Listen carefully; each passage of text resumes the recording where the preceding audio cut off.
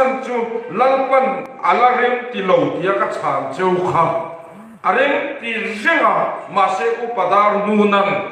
rongbol ka ini lo ti invoi thum ngot min tia chu wa chung ka ron kal ngam ngang lo ni kha ka ao voi ni le na theng dam sila ti chuan a thi hun huna sem huna kal se ka du bel di in kami chung khan ka chung traya ma se lalpan he ti hian min changa chung trai lo wala akal do tawalo khara thiang limin ka chua san na rei to lo ma ti tai chu ti chu kum sa vel dam ti rang che ka ti khara thiang limin ka chua san na rei to lo tu a thi hun hi e sem huna kal hun chu ni to mai tin min shirani chu bang chuan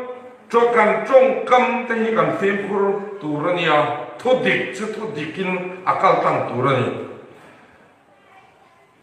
trong tai kwa ho khan han hon chho ula upadam huna han som chuak vek ro in siat vek kha atar to motang han chi bai lop ro sem huna kal san dei go si chawa